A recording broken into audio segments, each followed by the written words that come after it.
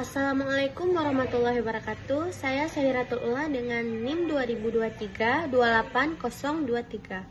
Pada kesempatan kali ini, izinkan saya untuk mempresentasikan kesimpulan dari materi kelompok 5 dengan judul penelitian bahasa. Nah, pada slide yang pertama, saya akan menjelaskan hakikat penelitian linguistik.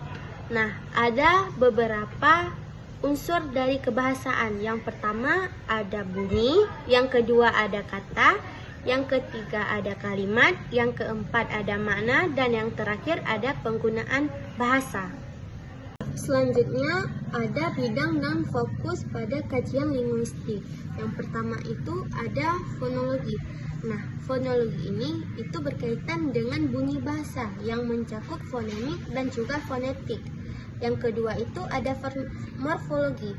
Nah, morfologi ini itu adalah kajian tentang morfem dan juga kata.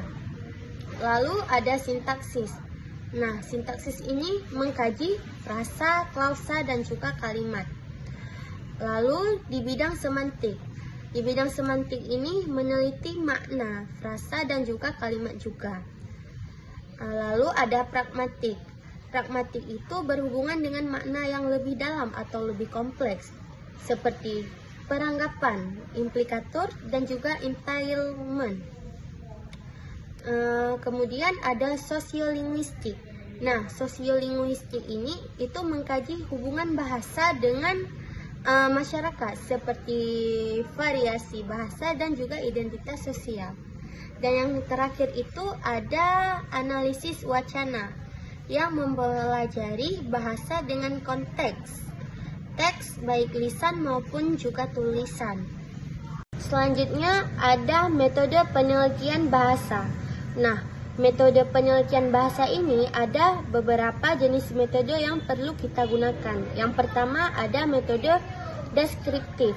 Nah, metode deskriptif ini yaitu mendeskripsikan fakta dari kebahasaan apa adanya tanpa memberikan perlakuan pada data.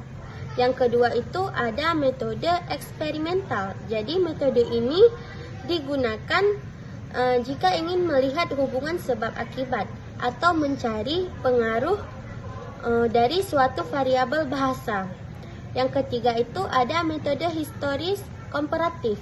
Jadi metode ini yaitu menelusuri atau mencari asal-usul bahasa, hubungan kekerabatannya. Dan yang terakhir itu ada korpus linguistik. Jadi korpus linguistik itu metode yang menggunakan data dalam jumlah besar untuk melihat pola bahasa secara statistik. Selanjutnya ada teknik pengumpulan data. Nah, ada beberapa teknik pengumpulan data dalam penelitian bahasa. Yang pertama itu ada observasi ucaran, yaitu mengamati dan mencatat tuturan penutur bahasa. Yang kedua itu ada rekaman percakapan. Jadi rekaman percakapan itu merekam lalu mentranskrip ke dalam bentuk teks.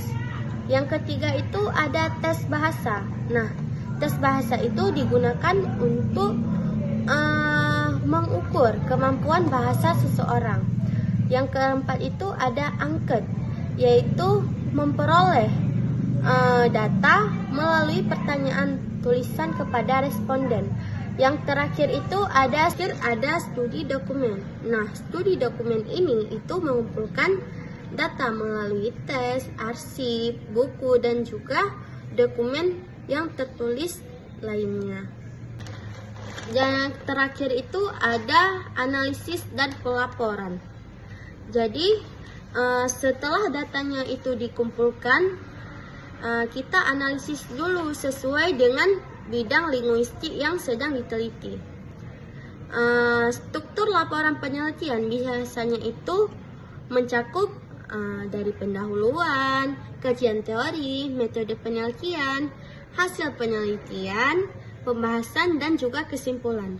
Jadi intinya itu kalau penelitian bahasa itu harus dilakukan secara sistematis, dan setiap kesimpulan itu harus didukung oleh data yang jelas.